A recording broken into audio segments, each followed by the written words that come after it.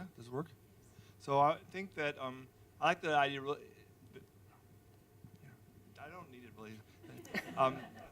I think it's really cute the way that the lambda, you learn about the lambda over time and how that changes. But I was worried at the beginning about the knowledge or the common belief of the cost distributions. I was wondering if you could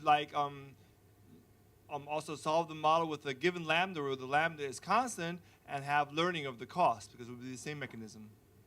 Yes, actually, that's a pillar of the labor search models. So actually, I think that that's a problem that's been solved in a way that one could simply adapt it here in the labor search models. The reason that we didn't do it is that our interest is in the scarcity idea. And so the scarcity idea is captured in the lambda. So, if lambda is high, ideas are not very scarce. Ideas are coming rapidly. And if it's low, they are scarce. They're coming very infrequently. And then if you're changing your mind about the scarcity of ideas, that's what's happening with the updating. So that's why we naturally thought about updating on the lambda. So I think one could update on the distribution of costs as they do it in the labor search literature. For our purposes, I don't know kind of what policy conclusions would come from it, but maybe one would see that if one did it. Thank you. Firms and academics bank ideas to waiting for a better time. In your model, they wait for a better time because maybe reward increases, but also because the cost of developing the ideas may change over time. Maybe you find a better book to develop your ideas in academia, or maybe there are new markets, new products that make the development much cheaper than it used to be. I guess this would make the problem not monotonic in your case, so it might complicate the thing. But have you thought about how this would change the main messages of the paper? No, I haven't actually thought about that, but I think that's true.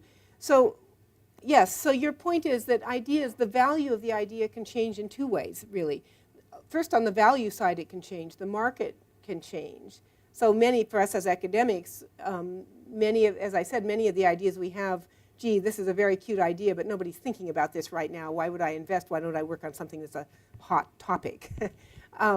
But it is true that the cost of implementing the idea is also changing. And if you think of the search engine example, for example, the technologies of search, in this model, the way I'm thinking of it is that the idea really is an implementation of the idea. So it's a technical implementation of the idea. So I guess maybe the cost in that sense wouldn't change. I guess the way I'm thinking about the cost changing is that people are getting new ideas. But actually what your comment suggests is that there should be serial correlation, that if you have one idea for how to build a search engine, how to build the software of search, then you are much more likely to have a better idea in the future than somebody else is. Maybe that's a way to phrase your idea.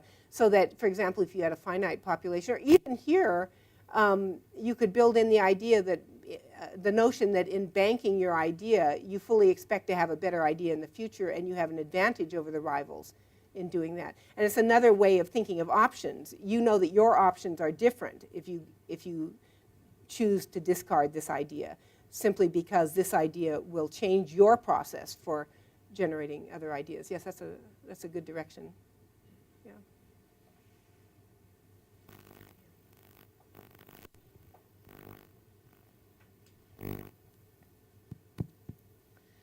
I was thinking, could you, so you are assuming that the cost is very associated to the idea, it's not associated with having some people that just have more trouble implementing the idea. So could you sell the idea? Or like in practice, you see that it doesn't really happen that much. No, you don't have somebody specializing in creating ideas. I guess it's because it's complicated to communicate the idea, or because ideas are something complex, like they are form of different little ideas of how to implement them. Yes, that's an extremely interesting direction. So another thing that's scarce is skill. So for example, So here, I haven't made a distinction between the cost of the idea and just the fact that, when you have an idea, you know that already you're better at doing calculus of variations or something than your neighbor, so the cost to you is low. I haven't made a distinction between the idea, the cost of the idea as a technical matter and the cost of the idea as linked to the recipient of the idea. And that is deeply tied to whether you can sell the idea, transfer the idea. Because if it's about your personal skill, you can't transfer it. So yes, that I think is a very important and interesting distinction to make. And of course, both parts of it are present. How would it matter? In this model, there would be no reason. In this model, there's no reason to transfer the idea. But what you're suggesting is one could create an idea, a reason to transfer the idea, which is to say, you have a clever thing to work on, but you don't know the math, say, but your neighbor in the hallway knows the math, so you can bring the idea to your neighbor and make it a collaboration. And that's another way, by the way, in which these kind of, as I like to call them, cauldrons of idea generation and innovation generation work. That's another thing that creates the synergies, I suppose, of collective success. Yes, it's hard to get there without some mechanism, and that's a mechanism by which it might work.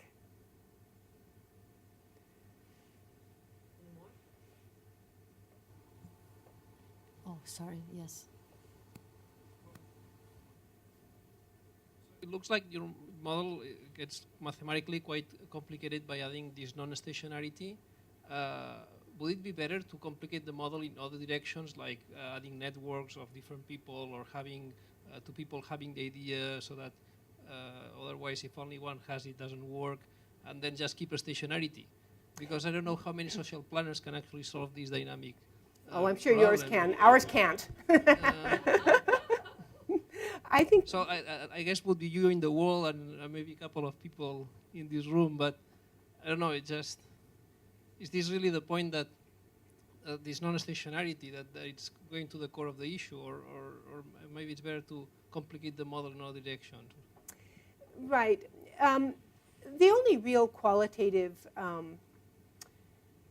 prescription that comes out of this that one could imagine a planner actually implementing is that the cost threshold, hence the reward function, should be increasing. It's an explanation for why rewards should go up as time goes on with no success. That's really the only prescription, I think, that comes from this. But what you say, I think, is very interesting. I mean, if one really takes seriously that ideas are scarce, and that the focus of an attempt to increase innovativeness or to increase growth should be on idea generation rather than on mustering resources. If you take that seriously, then I think you have to go in the direction you suggest. Because really the only tools available are to create new institutions for creating these ideas. And so to focus on, for example, if you have a department with more people, the number of synergies, the number of links goes up by the number of people, for example, would be a mechanism where this could happen. So I think that that's a direction I think that's necessary to take this. If you really want to go to a policy conclusion about how to create institutions of growth, or how to support growth, or how to, if you think there's merit to this underlying scarcity of ideas, what to do about it.